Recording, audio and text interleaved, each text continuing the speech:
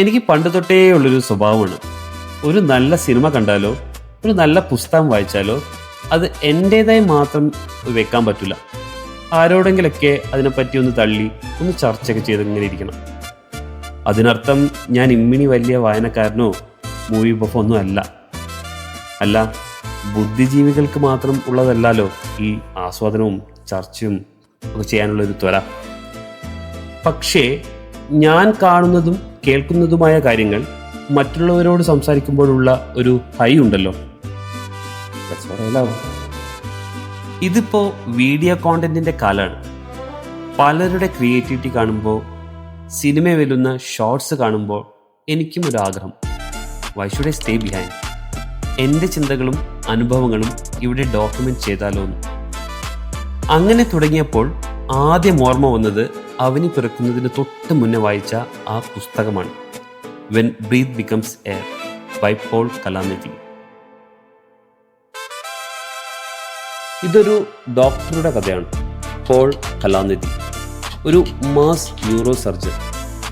ഒന്ന് ആലോചിച്ച് നോക്കിയേ, 10-15 വർഷം കഷ്ടപ്പെട്ട് പഠിച്ച് തൻ്റെ കരിയറിൻ്റെ ടോപ്പിൽ നിൽക്കുന്ന ഒരു മനുഷ്യൻ. പെട്ടെന്നൊരു ദിവസം അദ്ദേഹം തൻ്റെ തന്നെ CT സ്കാൻ കാണുകയാണ്. ആ സ്കാനിൽ അദ്ദേഹത്തിൻ്റെ ലങ്സിൽ നിറയെ ട്യൂമേഴ്സ്. അത്രയും കാലം മരണത്തിൽ നിന്ന് ആൾക്കാരെ രക്ഷിച്ച ഡോക്ടർ ഒരൊറ്റ സെക്കൻഡിൽ ഒരു പേഷ്യൻ്റായി മാറുകയാണ്.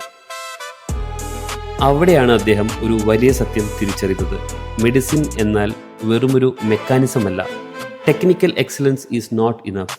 ഒരു പേഷ്യൻറ്റിനെ പ്രോബ്ലം ടു ബി സോൾവ് എന്നതിലുപരി ഒരു വ്യക്തിയായി കാണാൻ കഴിയുന്നിടത്താണ് ഹീലിംഗ് നടക്കുന്നത്. It's mind blowing.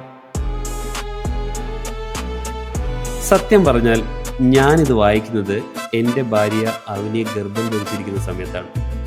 ഒരു സൈഡിൽ അച്ഛനാകാൻ റെഡിയായി ജീവിതം ആഘോഷിക്കാൻ കാത്തിരിക്കുന്ന ഞാൻ, മറുഭാഗത്ത് തൻ്റെ അവസാന നാളുകളിൽ മകൾക്ക് വേണ്ടി കാത്തിരിക്കുന്ന പോൾ.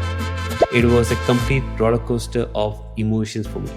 ആ അവസ്ഥയിലുള്ള ഒരാൾക്ക് മാത്രമേ ആ ഫീലിംഗ് മനസ്സിലാക്കാൻ പറ്റുള്ളൂ. നമ്മുടെ ജീവിതത്തിന് അർത്ഥം നൽകുന്നത് നമ്മൾ നേടിയ അച്ചീവ്മെൻറ്റ്സ് അല്ല, മറിച്ച് നമ്മൾ ഉണ്ടാക്കിയെടുത്ത സ്നേഹബന്ധങ്ങളാണ്. മരിക്കുന്നതിന് തൊട്ടു മുൻപ് തൻ്റെ മകൾ കാഡിക്ക് വേണ്ടി അദ്ദേഹം കുറിച്ചൊരു വരികളുണ്ട്.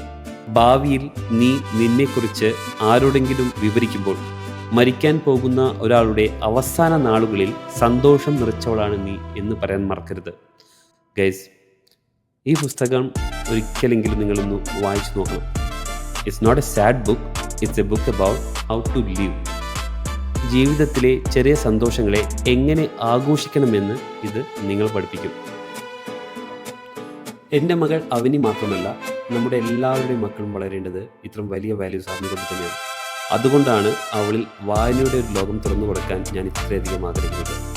പക്ഷേ ക്ലാസിക് ലിറ്ററേച്ചറോ എൻസൈക്ലോപീഡിയ ബ്രിട്ടാനിക്കയോ ഒക്കെ വായിക്കാൻ അവരെ നിർബന്ധിക്കുന്നതിലല്ല കാര്യം.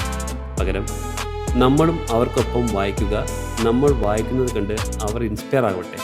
അതാണ് വായനയുടെ ശരിയായ തുടക്കം. എൻ്റെ ഈ യാത്രയിൽ ഞാൻ നിങ്ങളെയും ക്ഷണിക്കുന്നു. അടുത്ത വീഡിയോയിൽ കാണുന്നതുവരെ take up a book, start reading. See you in the next one.